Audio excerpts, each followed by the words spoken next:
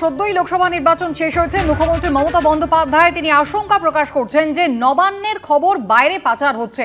খোদ পুলিশ মন্ত্রী তথা মুখ্যমন্ত্রী তিনি এই আশঙ্কা করছেন।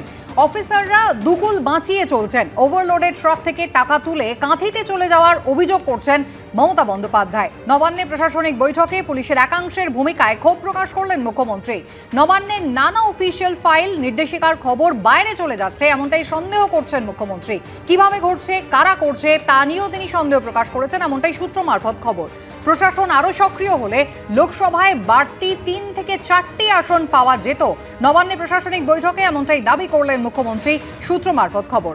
মুখ্যমন্ত্রী মমতা বন্দ্যোপাধ্যায় নবান্নে প্রশাসনিক বৈঠক করলেন এবং সেখানে পুলিশের একাংশের বিরুদ্ধে অভিযোগের আঙুল তুলছেন তিনি। তার আশঙ্কা, নবান্নের গুরুত্বপূর্ণ সিদ্ধান্ত সংক্রান্ত যে সমস্ত ফাইল, অফিসিয়াল কাগজপত্র তা বাইরে চলে যাচ্ছে, খবর বাইরে চলে যাচ্ছে এবং তার জন্য পুলিশ প্রশাসনের একাংশকে তিনি দায়ী করছেন। তিনি বলছেন অফিসারদের একাংশ তারা দুকুল বাঁচিয়ে চলছেন, এমনকি ওভারলোডেড ট্রাক থেকে টাকা তুলে কাঁথিতে চলে যাওয়া হচ্ছে, পাঠানো হচ্ছে, এমনটাই অভিযোগ করছেন খোদ পুলিশ মন্ত্রী।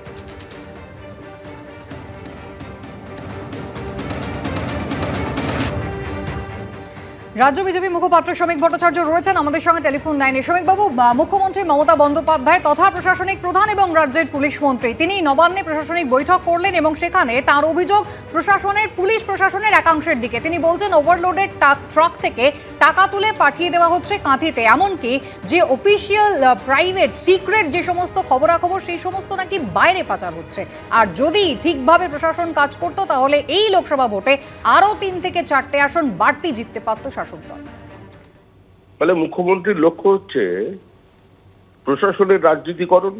মুখ্যমন্ত্রীর লক্ষ্য হচ্ছে প্রশাসনকে ভোটে জেতানোর কাজে লাগানো। প্রশাসনের যদি গোপন তথ্য বাইরে সরবরাহ করে থাকে সেটা ব্যর্থতা কার? ব্যর্থতা স্বয়ং মুখ্যমন্ত্রী।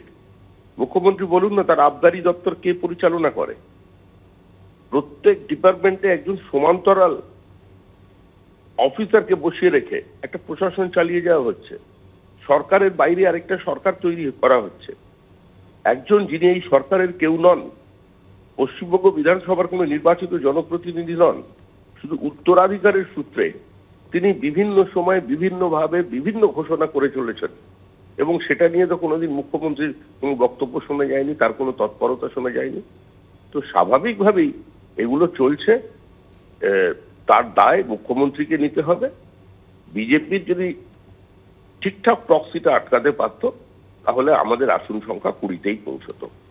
এই ব্যর্থতা, যদি প্রশাসনের কোনো ব্যর্থতা থাকে সেই সম্পূর্ণ মুখ্যমন্ত্রী। তিনি এখনো সম্পূর্ণভাবে প্রশাসনের রাজনীতিকরণটা করে উঠতে পারেননি, এই হতাশা থেকে তিনি এই বক্তব্য রেখেছেন। শ্রমিক দা, ধন্যবাদ। সিপিএম নেতা সুজন চক্রবর্তীর সঙ্গে আমরা টেলিফোনে যোগাযোগ করেছি। সুজন দা, মমতা বন্দ্যোপাধ্যায় প্রশাসনিক বৈঠকে যে কথা বলেছেন গতকাল সূত্র মারফত যেমন জানা যাচ্ছে নবান্নে যে অনেক গোপন তথ্য বাইরে বেরিয়ে যাচ্ছে এবং পুলিশের একাংশের বিরুদ্ধে তিনি এই অভিযোগ করেছেন, ক্ষোভ প্রকাশ করেছেন। এমনকি তিনি এটাও বলেছেন যে প্রশাসন যদি আরো সক্রিয় হতো তাহলে এই লোকসভা ভোটে আরো 3-4টি আসন বাড়তি পেত তৃণমূল কংগ্রেস।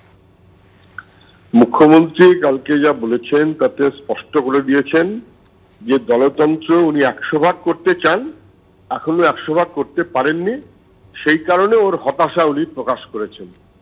ওভারলোডেড গাড়ির থেকে টাকা কিভাবে নেওয়া হচ্ছে এইটা উনি জানবেন না কেন? এটা তো এর আগে দফায় উনি যখন সরকারের মন্ত্রী তখন এমনকি ট্রাক ওনার্স অ্যাসোসিয়েশন পর্যন্ত চিঠি দিয়েছে, ও দপ্তরে গেছে, মন্ত্রীদের কাছে গেছে, আমি তখন বিধায়ক আমাদের কাছে এসছে, আমরা সেই বিধানসভায় বলেছি এবং ওকে চিঠি দিয়েছি। তাতে দেখা যাচ্ছে যে কার্যত ওভারলোডেড ট্রাক ব্যবস্থা করে তার কাছে টাকা নিয়ে এবং সেই টাকা তৃণমূলের নেতাদের পকেটে যাচ্ছে, তার পিছনে অফিসাররা পর্যন্ত যুক্ত হয়ে রয়েছে। এটা তো ট্রাক ওনার অ্যাসোসিয়েশনের অভিযোগ ছিল, লিখিত অভিযোগ, তো কোনো গোপন কথা না। কিন্তু উনি সেগুলোকে অ্যালাউ করেছেন যাতে লুঠের টাকাটা পুরোপুরি আসে। এখন হয়তো 75 ভাগ আসছে না, এখন হয়তো একটু কম আসছে, সে কারণে উনি রাগমাগ করছেন। উনি স্পষ্ট করে দিলেন যে নির্বাচনে জেতার কৃতিত্ব ওর দলের নয় অথবা ওর নয়, নির্বাচনে জেতানো অথবা হারানো এইটা উনি পুলিশকে দিয়েই করান। পুলিশকে দিয়ে করাতে না পারলে সাহেবপুরের ওসিকে 6 ঘন্টার মধ্যে ট্রান্সফার করে দেন। কিন্তু সেটা করেও সব সমাধান হচ্ছে না। যদি প্রশাসন সক্রিয় থাকতো তাহলে আরো 3-4টে বেশি আসন পেতেন। তার মানেটা কি? তাহলে প্রশাসন সক্রিয় হয়ে ওর হয়ে ডান্ডা পেটাই করলে, খুশি মতন অসভ্যতা করলে উনি সিট বাড়াতে পারেন। প্রশাসন এই ডান্ডা পেটাই না করলে ওনার নিজের যোগ্যতা ক্রমশ কমছে, এটা ওনার কথায় কালকে কিন্তু স্পষ্ট হয়ে গেছে, পরিষ্কার হয়ে গেছে। এই হতাশাটা ওনাকে বয়ে বেড়াতে হবে, কারণ এক জিনিস বেশি দিন চলতে পারে না। মানুষ বুঝে গেছে, সবাই বুঝে গেছে। ধন্যবাদ আপনাকে আমাদের সঙ্গে কথা বলার জন্য।